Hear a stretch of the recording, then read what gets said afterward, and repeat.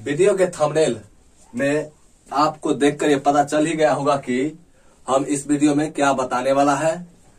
तो वीडियो को लास्ट तक जरूर देखिए और अगर हमारे चैनल पर नए हो तो चैनल को सब्सक्राइब और शेयर जरूर करें।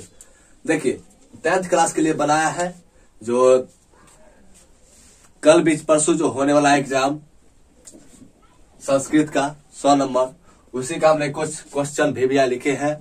ये क्वेश्चन आप लोगों को काफी इंपॉर्टेंट होगा, तो वीडियो को लास्ट तक जरूर देखिए। देखिए इसमें क्वेश्चन बनाने वाला कैसे रहता है, तो सबसे पहले इसमें क्या है जो देखिए इसमें से दो खंड रहता है, खंड अ और खंड ब। खंड अ में रहता है 100 ऑब्जेक्टिव क्वेश्चन, जिसमें से आपको बनाना होता है सिर्फ 50 क्वेश्चन। देखिए पहला 100 वस्तुनिष्ठ प्रश्न जिसको ऑब्जेक्टिव क्वेश्चन कहते हैं, उसमें से आपको क्या करना है, 100 देता है, उसमें से आपको खोज करके 50 बनाना है। ये हुआ ऑब्जेक्टिव क्वेश्चन कंप्लीट। अब आता है खंड ब में। खंड ब कहते हैं वस्तुनिष्ठ प्रश्न, जिसे कहते हैं सब्जेक्टिव क्वेश्चन। ये हुआ खंड ब के लिए। तो खंड ब के लिए बहुत सारे क्वेश्चन आता है। जैसे देखिए हमने बारी बारी से सब क्वेश्चन को लिखा है। देखिए जैसे खंड अ में पहला क्वेश्चन क्या होता है, दो गद्यांश होता है। गद्यांश कहते हैं जिसमें खोज कर लिखने वाला होता है, जो कहानी दिया रहता है उसका, उसमें से क्वेश्चन जैसे बना कर दिया रहता है उसको आपको बनाना है, खोज करके निकालना है उसका आंसर। तो ऐसे में दो पूछता है। कैसे, तो देखिए खंड पहला क्वेश्चन का खंड अ में दो गद्यांश दिया रहता है, जिसमें से कोई एक गद्यांश का आपका क्वेश्चन और आंसर देना होता है। एक गद्यांश में कम से कम 5 क्वेश्चन आता है। उसमें से देखिए क्या होता है, तो अब गद्यांश में देखिए टोटल पहले गद्यांश समझिए कितना। गद्यांश कहते किसे है, गद्यांश होता है जो क्या होता है कहानी की तरह दिया रहता है और उसमें से आपको क्वेश्चन आंसर खोज के लिखना है। तो देखिए क्वेश्चन दिया रहता है 5 गो, उसमें से कैसे 5 गो दिया रहता है, देखिए एक रहता है एक पद में उत्तर, इसमें रहता है 2 क्वेश्चन, उसमें से 2 का दोनों बनाना है, जिसमें से आपको एक प्रत्येक के लिए 1 मार्क जरूरी है। उसमें से आपको 2 नंबर आएगा। फिर पूर्ण वाक्य उत्तरत्ते, इसका मतलब ये हुआ जो आपको उसमें से कितना 2 क्वेश्चन दिया रहता है, उसमें से आपको दोनों का दोनों बनाना होता है। वो होता है 2-2 नंबर का एक क्वेश्चन। देखिए तो उसमें से 2 बनाएगा तो आपको मिलेगा कितना नंबर, टोटल 4 नंबर। एक आता है गद्यांश का शीर्षक। गद्यांश का शीर्षक कहने का मतलब ये हुआ ये जो कहानी जिस पर जो आपने क्वेश्चन बनाया, उस कहानी किस चीज से लिया गया, उसका मेन शीर्षक क्या है, तो वही उसका गद्यांश का शीर्षक रहता है, जो 1 नंबर के लिए रहता है। ऑब्जेक्टिव के लिए बराबर माने जाता है इसको। तो देखिए ये 1 नंबर का लेकिन लिखना पड़ता है इसमें। उसमें ऑब्जेक्टिव नहीं है जो नहीं लिखिएगा, इसमें लिखना पड़ेगा। ऑब्जेक्टिव नहीं है, ये सब्जेक्टिव है, तो इसमें आपको लिखना पड़ेगा। ये हुआ। अब आता है क्या चीज, दो, जैसे ये हुआ इसमें से 2 गद्यांश, उसमें से कोई एक बनाइए। फिर ब खंड में से 2 गद्यांश दे रहा था, उसमें से कोई एक क्वेश्चन बनाइए। ये कंप्लीट हुआ। उसके बाद आता है 2 गुणे 4। ये कहने का मतलब ये हुआ पत्र है। इसमें दूसरा नंबर का देखिए पत्र कहते हैं, हाँ पत्र हुआ। ये पूछता है टोटल 4 क्वेश्चन। 4 क्वेश्चन में से आपको कितना बनाना होता है, तो दो क्वेश्चन बनाना होता है, जो प्रत्येक के लिए 4 अंक माना जाता है। प्रत्येक के लिए 4 अंक 2 बनाना। जैसे देखिए या तो पत्र आपको 3 पूछ देगा, जैसे कहेगा अपने छोटे भाई के पास एक पत्र लिखे जिसमें एग्जाम की तैयारी करने के संबंध में, ये हुआ। अब दूसरा आता है 2 इसी प्रकार पूछेगा, और एक आएगा एप्लीकेशन। एप्लीकेशन फिक्स नंबर आता है, एप्लीकेशन पूछबे करेगा हर हाल में। जैसे देखिए कहेगा अपने प्रधानाध्यापक के पास एक आवेदन पत्र लिखे, जिसमें से स्कूल में फूल लगवाने के संबंध में दिया गया हो, संस्कृत में लिखे। लास्ट में कहेगा ये सब जो संस्कृत में लिखे।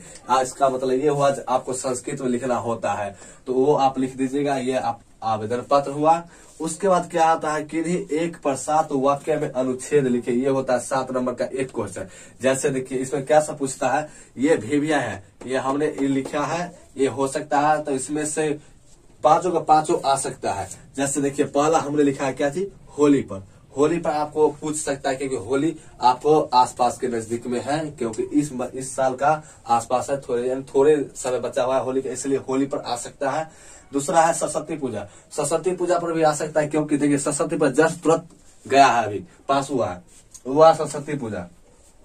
उसके बाद देखिए आज महात्मा गांधी पर एक आया, महात्मा गांधी पर, इस पर भी पूछ सकता है।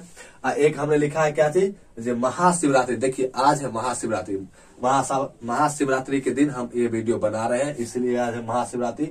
हो सकता है तो ये भी पूछ सकता है, महाशिवरात्रि पर 7 वाक्य में अनुच्छेद लिखे।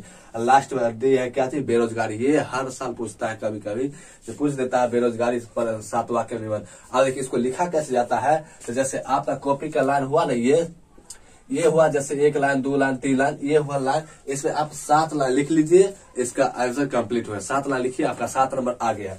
ये हुआ। उसके बाद देखिए आता है क्या चीज, अनुवाद। अनुवाद आया, इसमें से क्या है, 12 को अनुवाद दिया रहता है, 12 यहाँ पर दिए है ना, तो 12 अनुवाद दिया रहता है हिंदी में।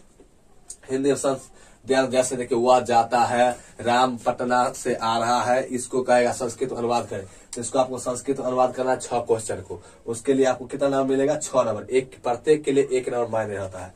ये हुआ।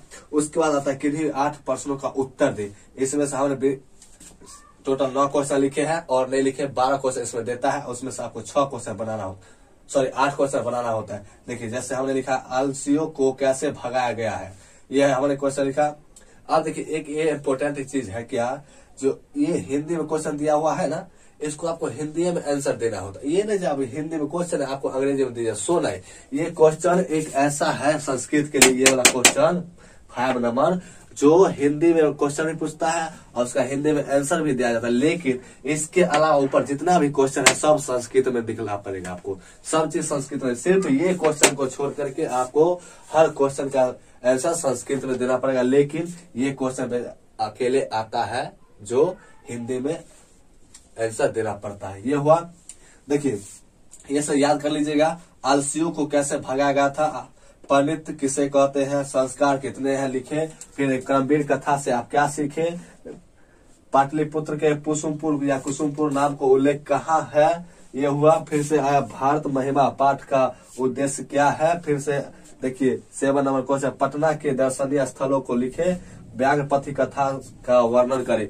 अब देखिए एक क्वेश्चन हमें आंसर दे देते, क्या चीज, जो पटना के दर्शनीय स्थलों को लिखे। पटना आप लोग जो जानते होंगे बिहार की राजधानी पटना है, तो वहाँ पटना में जो सो है मतलब जो देखने योग्य है, जैसे वह लाल चिड़ियाघर, गोलघर, ये सब आता है दर्शनीय स्थल। तो ये सब आप लिख सकते हैं, यहाँ पर 3 लिख दीजिए, आपको आंसर मिल गया, उसका हो गया आंसर। ऐसे करके इसको आंसर देना पड़ता है। अगर आप चाहते हैं कि ये सारा क्वेश्चन का आंसर हमको एक ही साथ मिले, तो मेरा एक गूगल वेबसाइट है, उसका नाम है क्या चीज, तो most30.com के नाम से ये मेरा गूगल वेबसाइट है। गूगल पर जाइए,